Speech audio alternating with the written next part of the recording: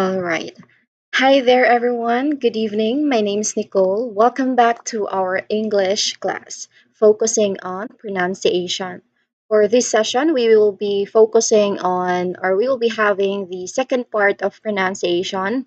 Remember, last session, we had the first part of pronunciation. So for today, we are going to still break down more on and dig deeper more on the fundamental basics of pronunciation. All right. Let's start with very simple, and I've already mentioned about these topics last time. Let's have the first one. The first one is on voiced and voiceless consonants.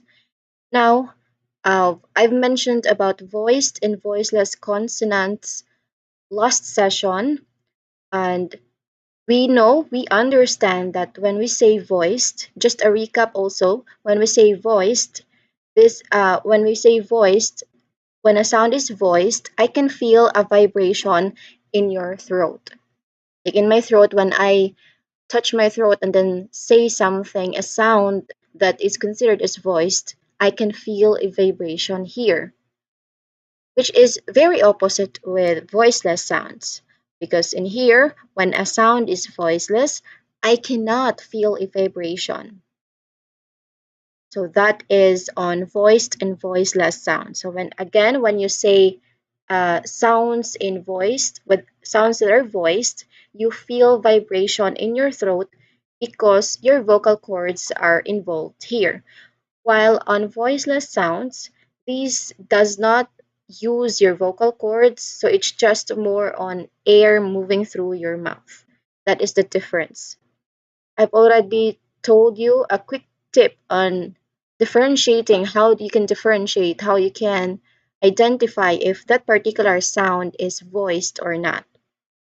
Again, just like in the picture, you can follow that. You put your hand on your throat. If it vibrates, it is voiced. If not, it is voiceless. Again, you put your hand on your neck. Uh, you put your hand on your neck or on your throat, and then you say something. If it vibrates, it's voiced, and if it's not, then it's voiceless.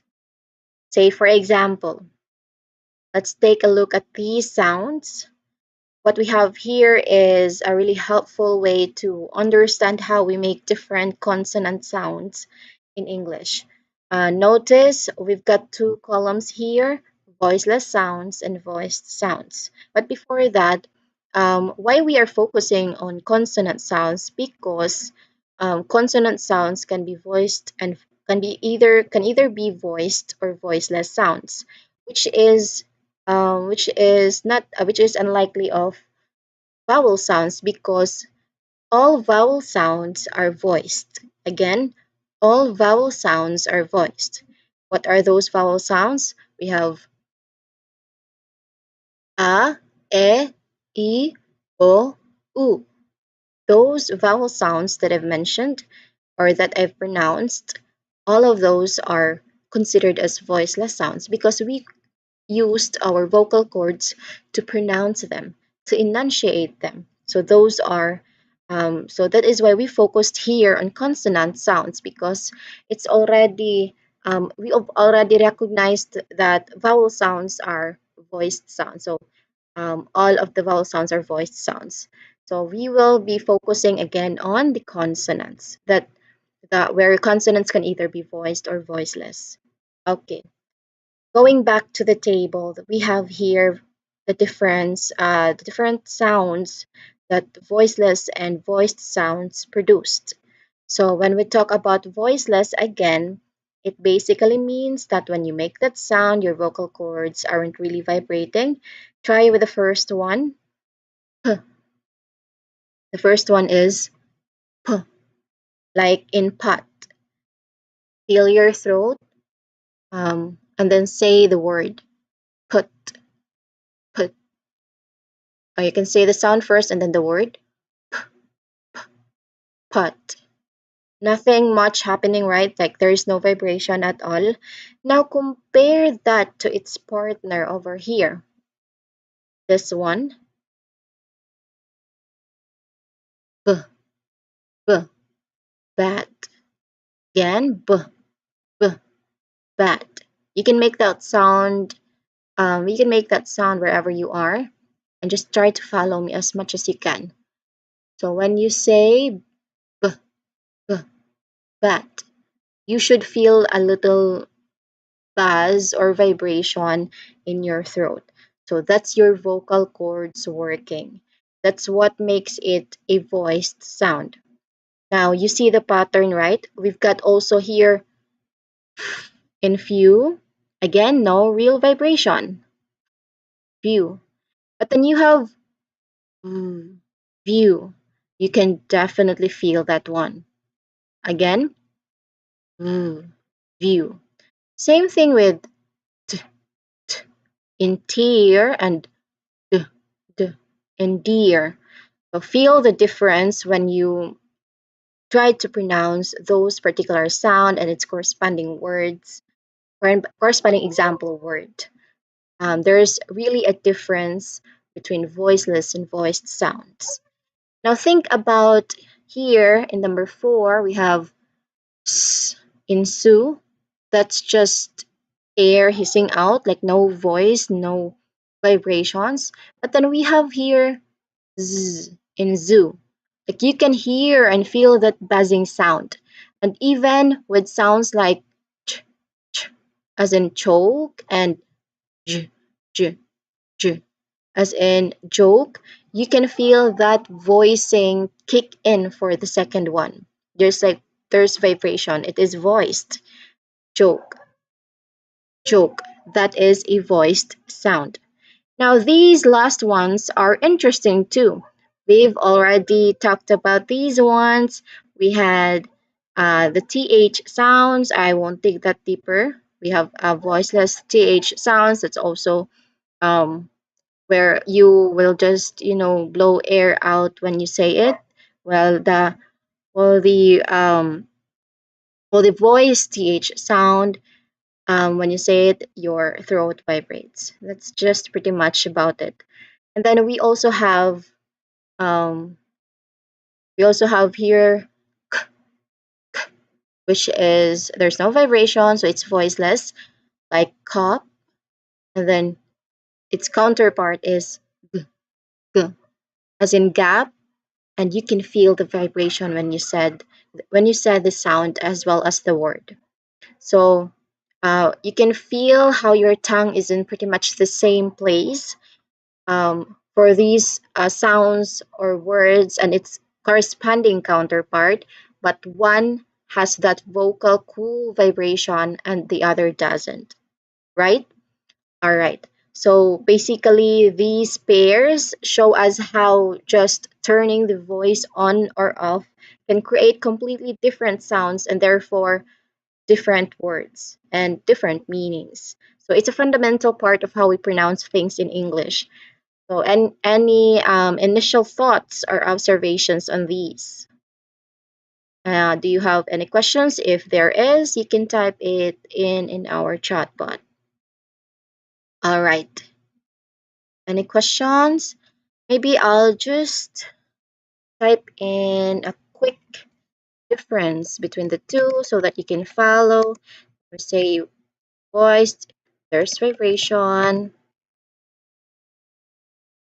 there's vibration. When we say it's a sound is voiceless, there is no vibration. That's basically it.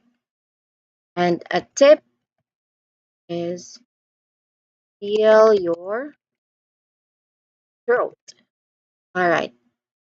I've given like a quick summary of the difference between voiced and voiceless. You can check it out on our chatbot.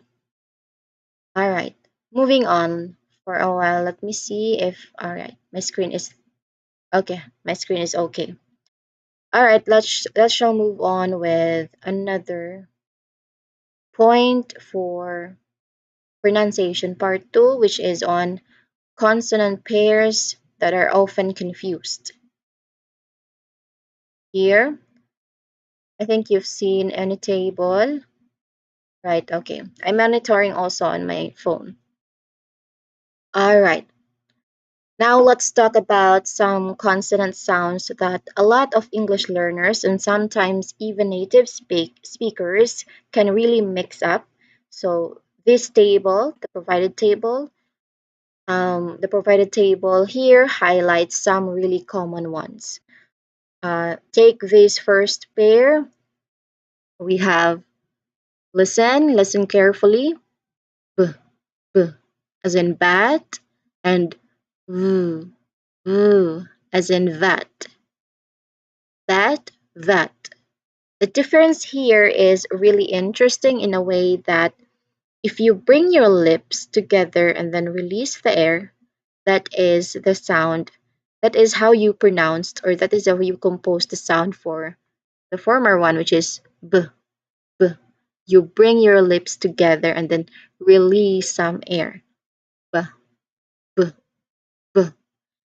But for v, v, your top teeth lightly touch your bottom lip and then also push air through.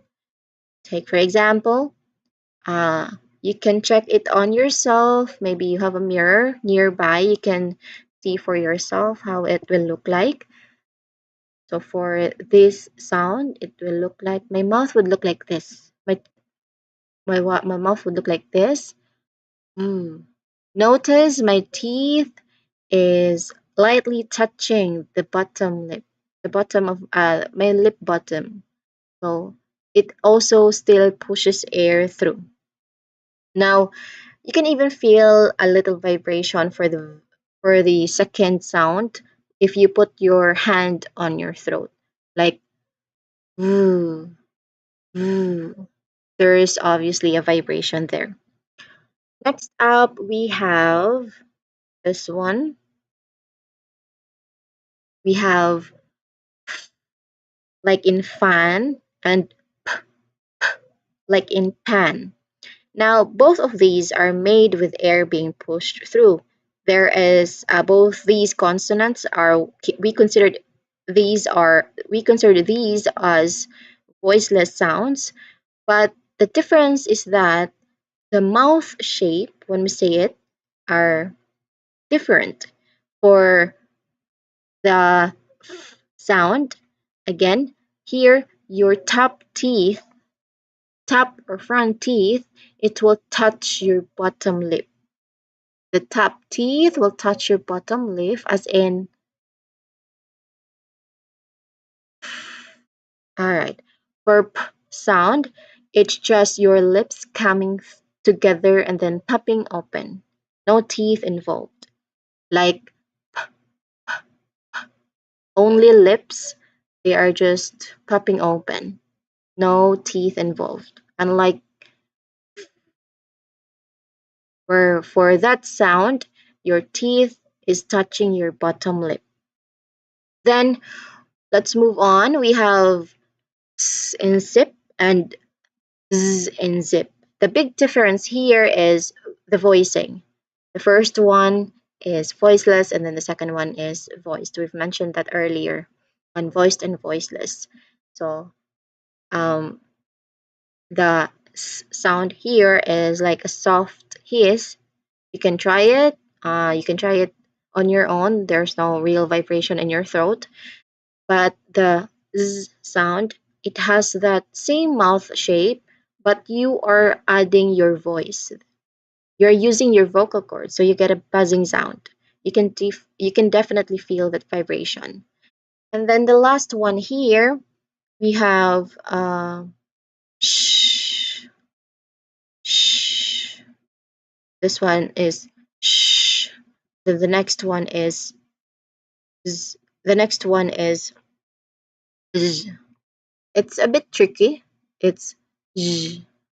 It will you will use the same you will when you create the sound of sh, it will also be the same with sh, but you're using your vocal cords. the only difference. Like they are pretty much similar. How you use your articulators in your mouth to produce that particular sound. They are they are just similar, but then the first one sh is voiceless, and then the second one j is voiced. So you're just using your vocal cords. That's like the difference between the two. Say for example, in sh you say the word she. In j you say the word measure or vision or leisure, something like that. Again, we have here consonant pairs that are often confused, and I hope that is all clear with everyone here. I hope that makes it clear for you and how you can identify or distinguish between these particular pairs of consonants that has almost the same or almost similar to each other. So as this little tip suggests, I've already mentioned this one earlier, you can use a mirror to see what your mouth is doing and feel your throat for the vibration.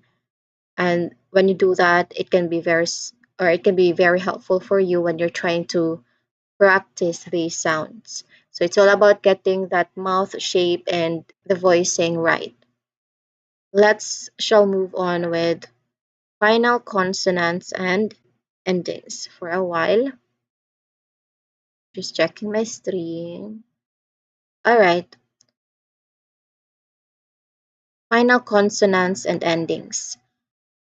Here, why it matters because dropping final sounds reduces clarity. So let's talk about really something crucial for a clear English pronunciation, and that is, I've mentioned the sounds of the very ends of words. Sometimes it might seem like a small thing because why would you care about that? But remember everyone, dropping these final consonants might be very minimal for you, but it can actually cause quite a bit of confusion to your whole message, to your whole sentence, or even to you as a listener, for example. So that is why it's very important. That's why it matters because it reduces clarity if you don't actually tap into it. All right. Take the word hot. As in hot. If you just say huh, well say hot and then huh, it becomes a completely different word. Same with bad. If the D disappears, it could easily sound like bad. And with also the word like, if you drop the k sound and just say lie, the meaning becomes unclear because it's also the same with lie as in lying. That's the same pronunciation. So um, it can be very confusing to you or to your listener. So always consider always consider the final consonants or the word endings. This one's important too. We have here dogs. If you drop that final S, which makes it plural, which makes the word plural, and just say dog, you lose the fact that there's more than one. That little S is the plural maker. I've mentioned that. And it totally changes the meaning. So it's very important that you consider not dropping any final consonants.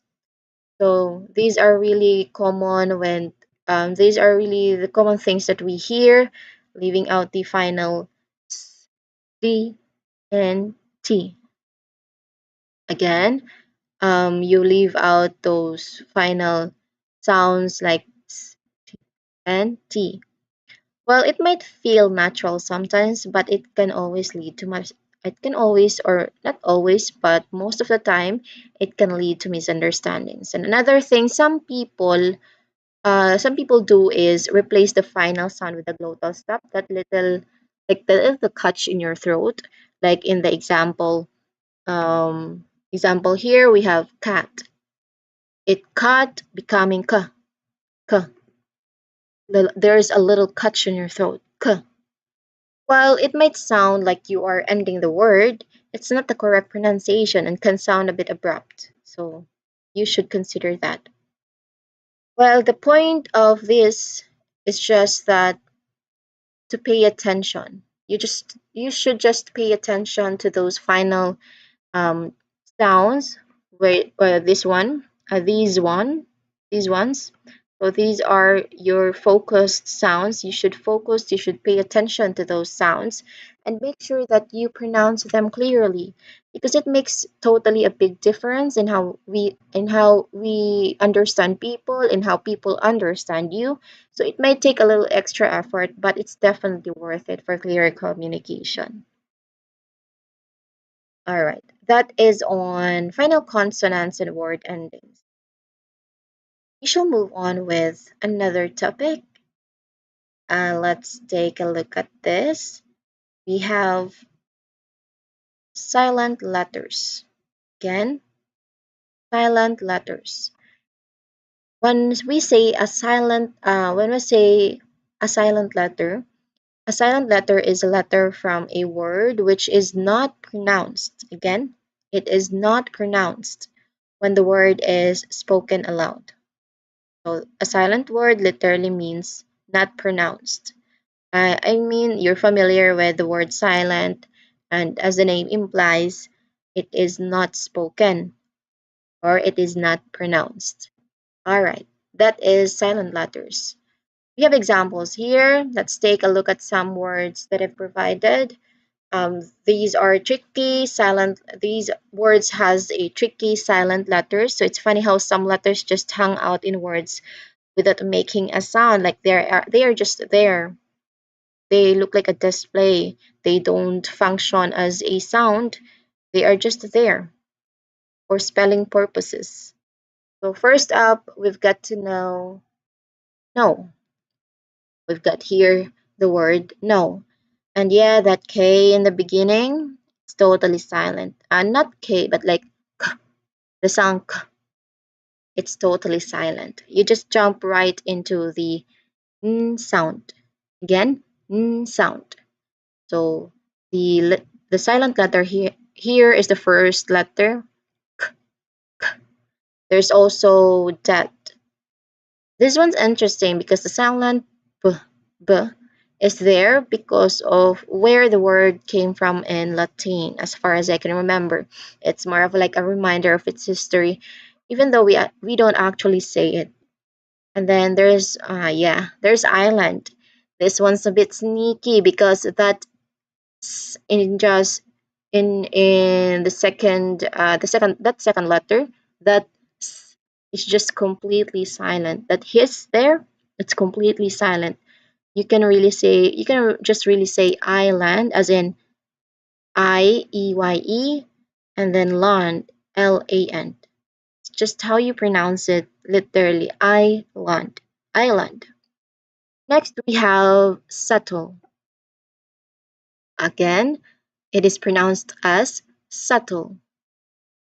Now this one's a bit sneaky also because that S is not S, but that B sound, it just sits there quietly. Like the pronunciation here, as I've mentioned, is subtle. Subtle. There's no b, there's no b sound there. Now there is also another word here, gnome. It's another one where the beginning letter of the word is silent. That g, that g doesn't make a sound at all. So you start reading this word on the n sound. So that is it. And lastly, finally, we have psychology. That initial, this is also a case of silent letter on the first of the word. We have which is also silent. So we just say it as psychology. Psychology. So we have here also a quick tip. This little tip down here is very important. It says, don't rely on spelling, train your ear. Because as we can see with all these examples, how a word is spelled doesn't always tell you how it is pronounced, obviously. You really have to listen to how native speakers say these words to get them right. So, silent letters can really be a bit of a challenge in English, if not a bit. Maybe it's really hard or it's really very difficult for others, especially when learning English language. But understanding why they are there sometimes helps, and really focusing on how the words sound is the key to understanding.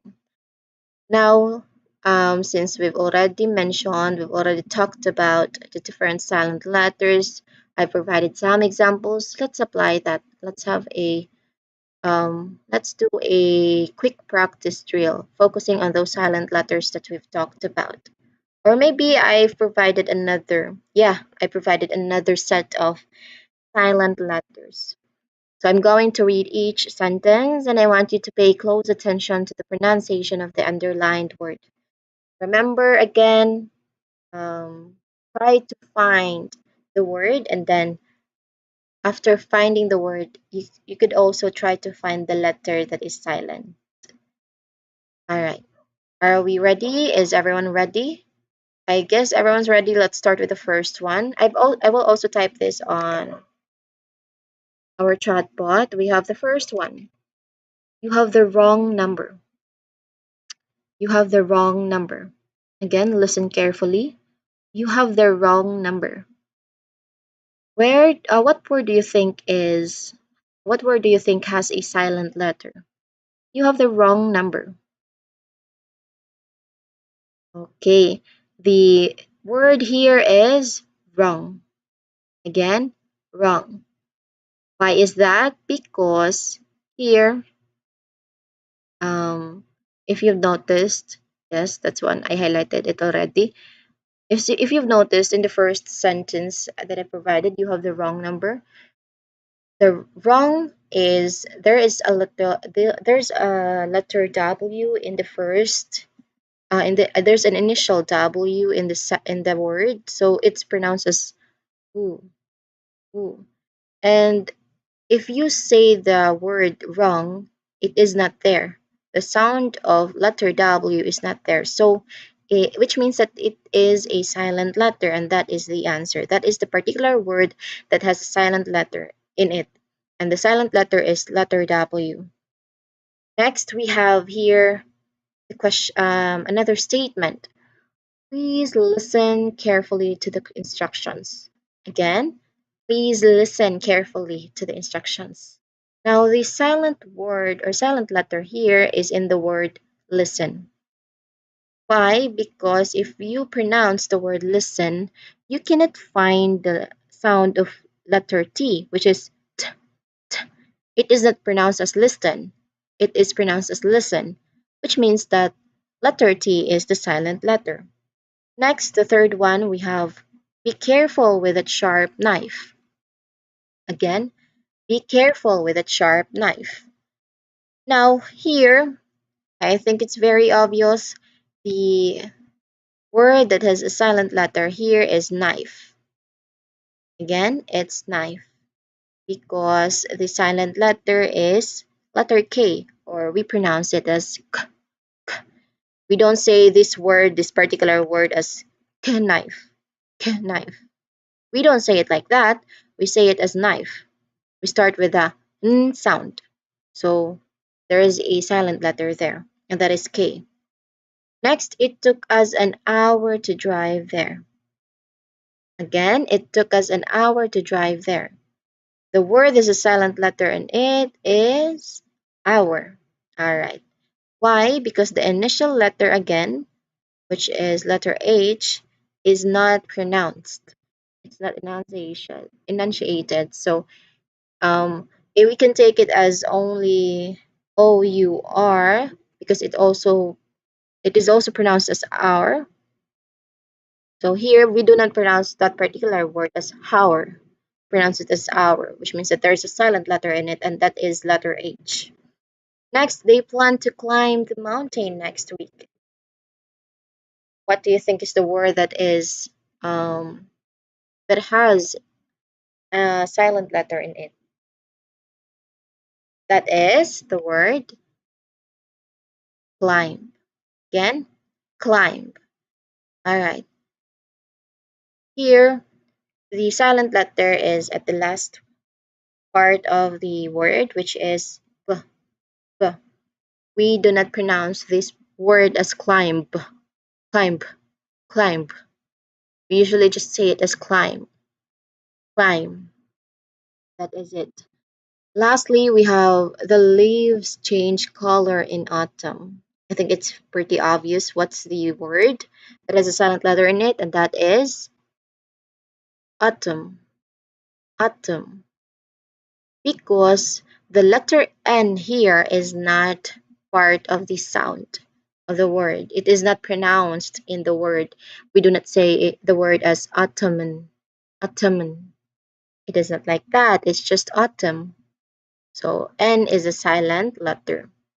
So those are the another samples words with which has a silent letter in it. We have wrong, listen, knife, hour, climb, and autumn. All right.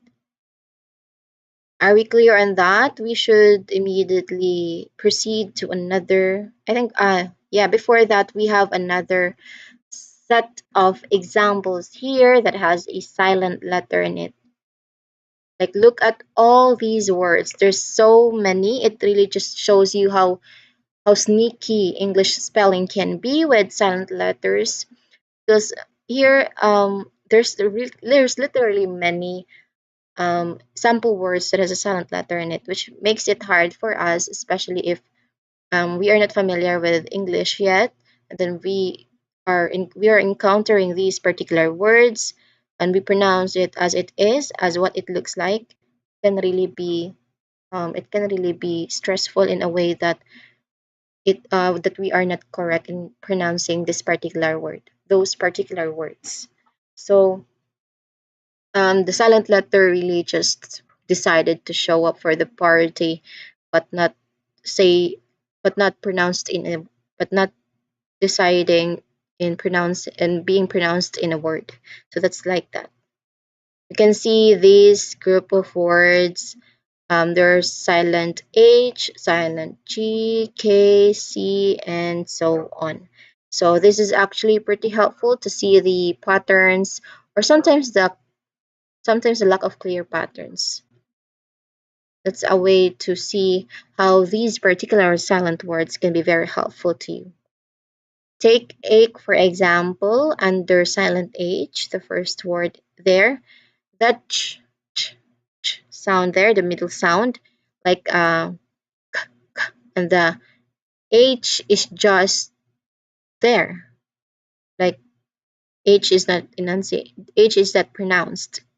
And then you have our and honest. Our, we've already mentioned it earlier.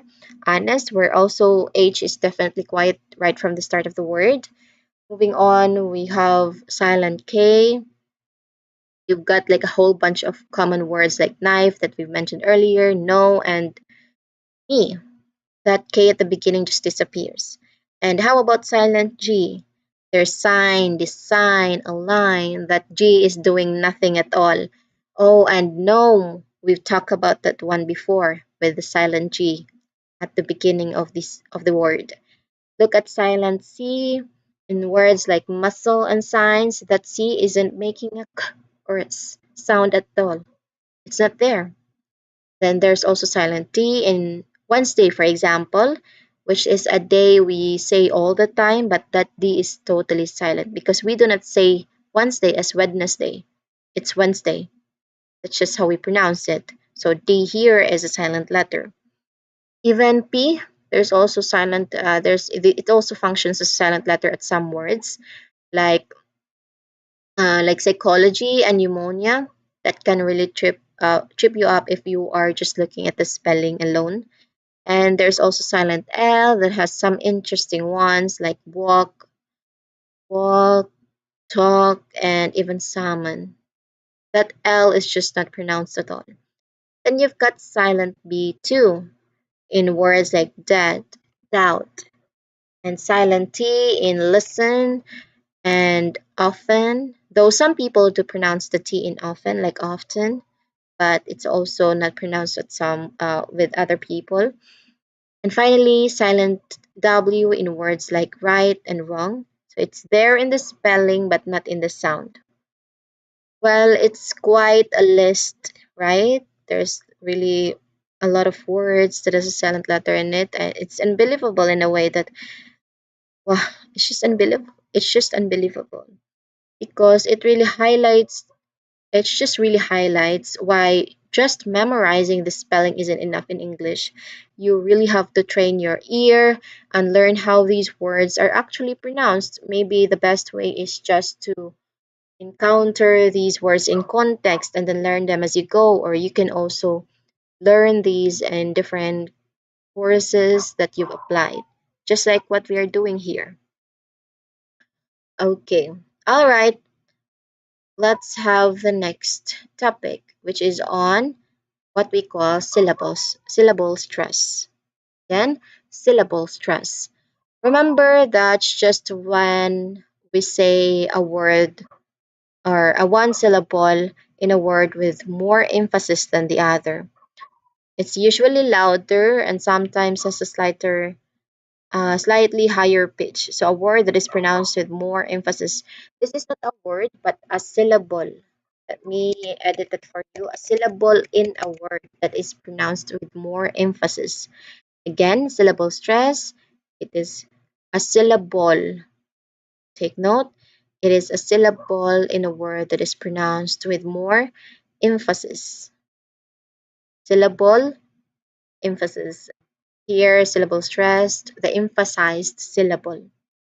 Now we have a table here. This table shows us how stress can actually change the entire meaning and even the part of speech of a word. We have pair of words here that are spelled the same but pronounced differently depending on whether they are a noun or a verb. Say for example, take the first one. We say it like this. The first stress is on the stress is on first syllable. Say it like this. Present. Again, present. You've noticed the capital letters, right? That shows or that's an indication where the stress is. So when it's a noun, this is a noun, this particular pronunciation of this word, present, where the stress is on the first syllable, this will be considered as a noun in part of speeches. So when we say it's a noun, the explanation here is that it means as a gift or something given. So present. But when we say it's a verb, which means which means to show or give something, the stress shifts to the second syllable. So we say it like this: present. Again, present. It's the same with contract as a noun, a legal document. We say contract with a stress on the first part, but as a verb, to become smaller or tighter, the stress moves to the second syllable. We say it as contract, contract. And finally, look at record as a noun, which is a documented item. Stress again the first syllable, record.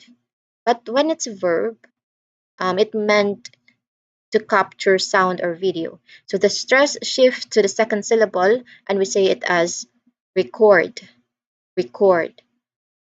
So let's try to say these words again just to see the differences between the two, not two words, but the differences between how you pronounce one word with different stresses. Say for example, the first one, present, percent, present, percent, contract, contract, contract, contract, record, record, record, record. Now, it has been mentioned many times, but the first when we stress the first syllable of a word, that particular word will be considered as noun. And then when we stressed the second syllable of the word, that particular word will also be considered as a verb. So when we say present, present, contract, contract, record, record, and many more of these words, you can hear how that change in stress isn't just about pronunciation at all, because it actually tells us whether the word is being used as a noun or verb, and it totally changes its meaning, obviously. So it's a really important clue in understanding spoken English. All right. Okay. Now, yeah, I've already mentioned this one, the patterns. Here, when we stress the first syllable, we identify that particular word as a noun or an adjective. When we stress the second syllable, we always identify it as a verb. Okay. Going back to this example, let's try using this. Let's try using this word in a sentence. Let's have probably record. Okay, I can say it in sentence. The noun one. I need to. No, the verb one. I'm gonna take the verb one. I need to record this meeting. Again, I need to record this meeting. That is the verb use of that particular word. Record. The stress is on the second syllable. Now, if I say, did you get a nice present? What do you think is the part of speech of the word, and which part of the word is stressed? I said, did you get a nice present? Yeah, obviously the first syllable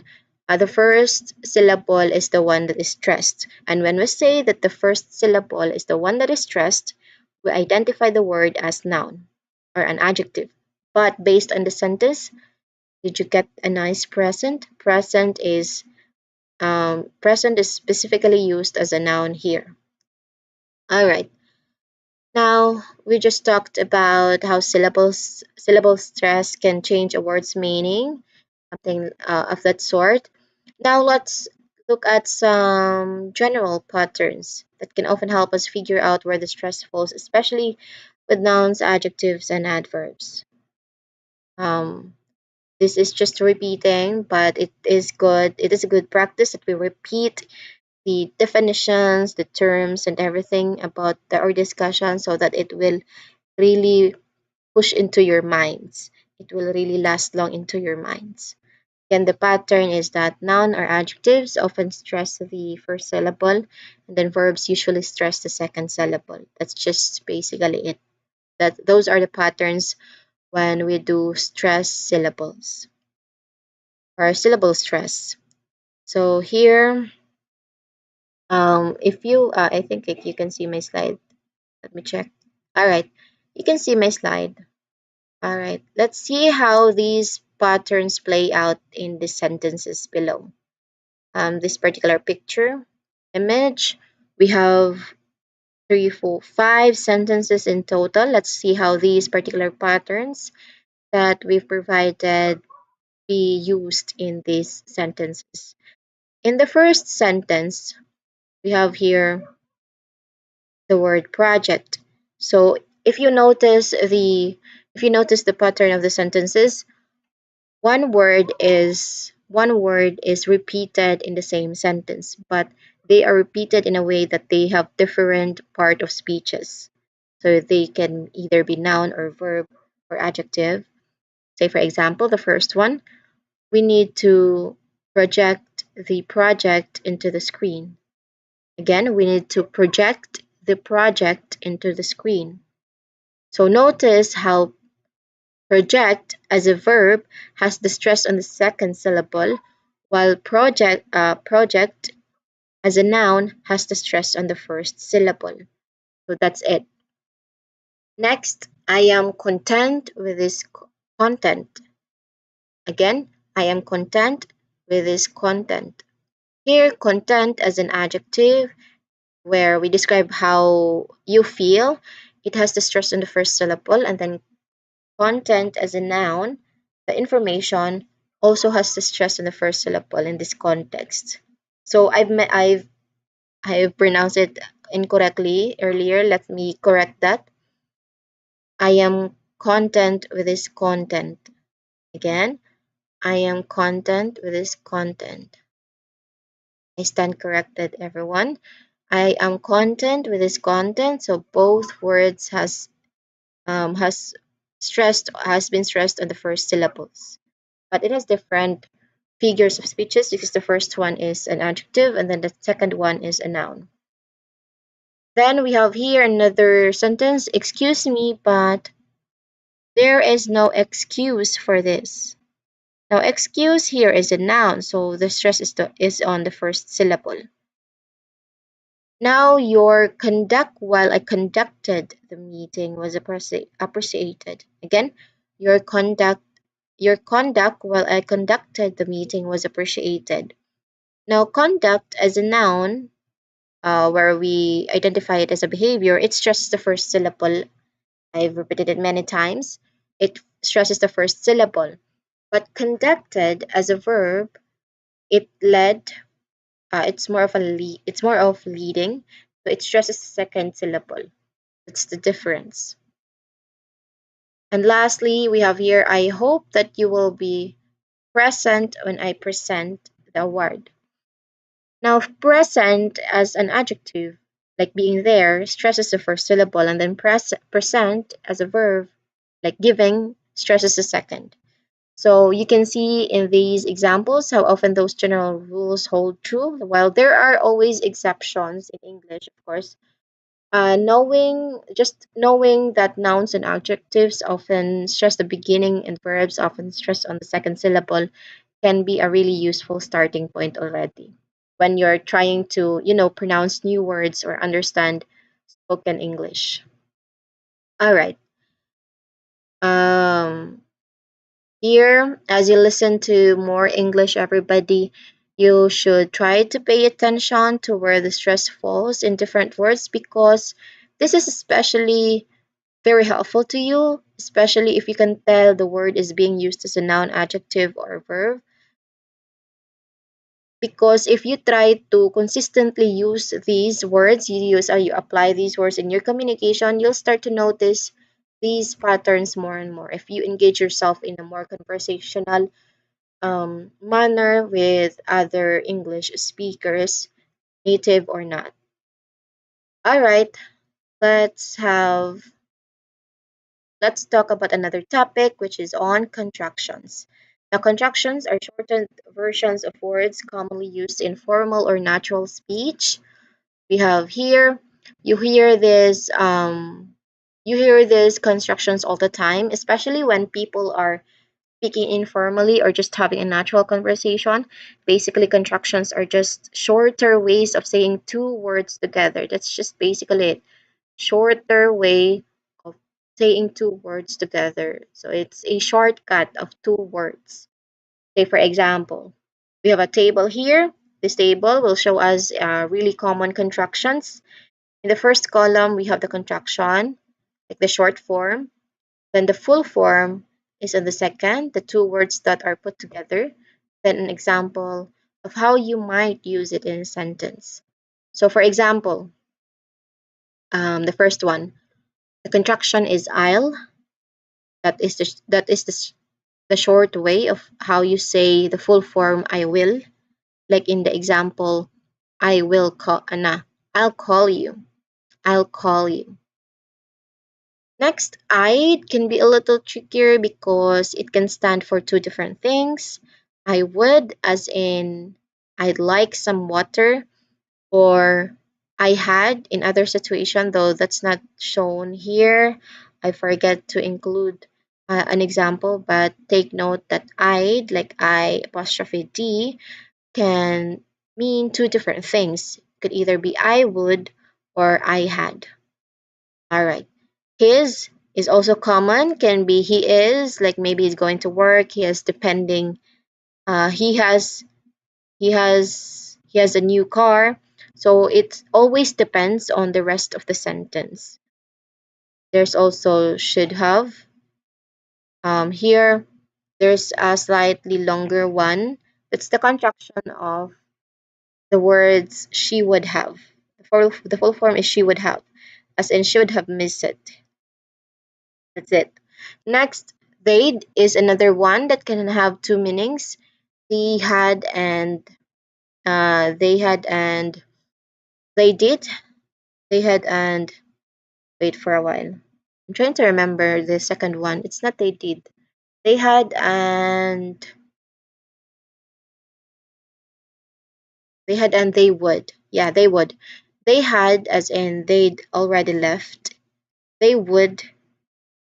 They can also be meaning they can also meant as they would in other contexts. Next, were were. This is straightforward. It's just a short way to say we are, like we're ready to go. Can't, and this is the last one. Can't is the contraction of cannot, like I cannot hear you. I can't hear you. I mean, all right, that's it. Those are some common examples of contractions that we use in everyday life. So when you are listening to, I know, when you're listening to someone and then you've noticed they are saying this particular contraction, example contractions, it's best to know what they mean so that you will also mean what you will also you also know what the speaker is meaning, they like the overall message of their sentence or statements. So be knowledgeable about this one, everyone. Be familiar with different forms of contractions and then its corresponding full form or full forms, because as you've noticed earlier, there are some contractions that have two different meanings, like in I'd, which can be I would or I had. All right, let's take a look at some more really common contractions that you will hear and use all the time. Like this is more on verbs, like are, has, is, not, have, would, will, had. So these particular auxiliary verbs, we call it as auxiliary verbs. So these particular auxiliary verbs, they have a lot of contractions. For example, let's start with again, let's start with here there's only one contraction for that is I'm, which means, or the full form is I am. Again, I am. Okay. Then we have are. You are becomes your. We are becomes were. And they are becomes their. There's three contractions all in all.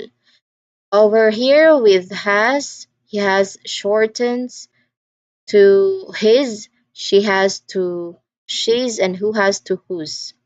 Moving down to is, we have he is becoming his, same as he has. You have to listen to the context again. It depends on the context. Then there's she is. Again, context is the key. She's can either be she is or she has. It's it is. That is. And what is. So that is those are contractions of is. We also have not. This not section is important. Like cannot becomes can't. Did not becomes didn't. Do not becomes don't, is not becomes isn't, and was not becomes wasn't. Now for have, I have becomes I've, you have becomes you've, we have becomes we've, they have becomes they've, and who have becomes who've. Next, looking at would, I would becomes I'd, same as I had, you would to you would, same as you had, we would as wed, same as we had, he would to had, same as he had, and she would as shed, same as she had. So context is very important here. With will, I will becomes I'll, you will becomes you'll, we will becomes will, he will becomes he'll, and she will becomes she'll. Finally, had, I had becomes I'd. We saw that on here. We saw that with would. So you had to you'd, also with would. We've also saw that. We had to would again like would. He had to hid, same as would. She had to shed, also like would. You really need to listen to the rest of a sentence. Again, context matters if there's two different meanings of one particular contractions, I mean. Context, it is context dependent. That particular contraction is context dependent. All right. Here again, these particular examples of contractions are using auxiliary verbs such as are, has, is, not, have, would, will, had. So um, in here, these are some examples of contractions. We've talked about it, we've mentioned about it, we've discussed about it. I've even read every constructions that there is in this particular picture. So remember everyone that there are really times that you can see sometimes that you can see these particular constructions sometimes with s, like the s is on the last part of the letter of the word, same as well as with the letter d. There's also a form of contraction in there. So the contraction here can stand for different full forms.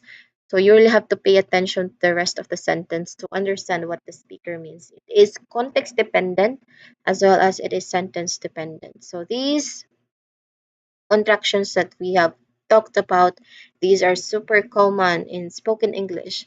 So it is very important to get familiar with them because it will really help you and your listening comprehension be better so that you can make your own spoken English sound more natural, sound more clear, and everything else. Because again, everyone, the point of pronunciation is on clear and what's the other one? It's on clear and natural pronunciation of words. So that's basically the goal of pronunciation. You can identify, you can enunciate the words as clear and as natural as you can do it. So that is the particular goal of pronunciation. And I believe this is the last part. Yes, it is. Let's not immediately end. Let's have a short recap perhaps of this one. For voice, for pronunciation part two, we have three topics or lessons that we've covered. For voiced and voiceless consonants, which are the first topic that we've talked about. Again, voiced is the sounds are the sounds that does not produce any. I mean, sorry. Again. Voiced sounds are those that produce vibrations when you say it, while voiceless are those that does not produce any vibrations when you say it. It just it just blows air out. There's also another topic on consonant pairs which are often confused. We've made clear about that. There's also final consonants and word endings. We've also made clear about that no matter how small, no matter how minimal or minor that particular final consonants is, it is very important to take note of that. It is important to tap on that. It is important to consider that because no matter how small that particular minute detail, it can totally change the entire meaning of the sentence or your message. There, we've also talked about, or we've also tapped on silent letters. So silent letters, as the name implies, these are letters that are basically not pronounced or not spoken in a word. So they are just there for spelling purposes, I guess. They're just there to make us very challenging. Next is on syllable stress. After silent letters, we focused on syllable stress. So these are when we say syllable stress, this is more on emphasizing the syllable of a word, like the part of a word. So we've identified that when we put the syllable stress on the first, when we put the stress on the first syllable, we identify that particular word as a noun or an adjective. But when we put the stress on the second syllable, we identify that word as a verb, like present, present, record, record. So that's the difference. And finally, we talked about contractions, basically just a shortcut of a group of words. So we use this usually at um, everyday language, everyday conversation. It's because it is a bit more informal since you do some shortcutting, you do some contractions of a particular group of words. And then take note, always remember that there are contractions that can mean two different things, two or more different things. So it is important that you know the context, you finish the sentence you finish the whole sentence so that you can identify what particular full form is the contraction meaning to. So that's basically everything that we have talked about. I think that's basically it, everyone. Great job for today. Now we've covered a lot, but these are again foundational tips that will help you sound more natural, sound more clear, and especially sound more confident in speaking. So this lesson was full of things that you can really use in everyday conversation. So the next time you are talking with someone, try paying attention to these details, whether it's major or especially minor details. You have to pay attention to those things because no matter how small they are, they can literally alter the whole meaning of the message. So, whether it is stressing the right syllable, using contractions, voiced and voiceless consonants, pronouncing those tricky consonants, and all those things that we have covered earlier, it is very important that you put your attention into that particular details so that you will sound a lot more confident, a lot more natural when you practice them consistently. Consistently practice is the key, everyone. You just need to practice, do some drills on these particular topics, on these particular examples. This video will always be up on our website, so you can just go over this video, play it again, and then try the drills that I have provided. Again, practice is the key. Be consistent also um, with your learning, with your practices, so that it will be really helpful for you to easily or to quickly learn English as your language. So keep practicing and remember, everyone, that pronunciation again is all about being clear and natural. So you've got this. You've got this, everyone. And I think that ends our session today. We've talked about pronunciation part 2. We focused on fundamentals of pronunciation, and I think everything is clear. That's it for today. Thank you for joining me. Have a great night ahead, everyone. Good night.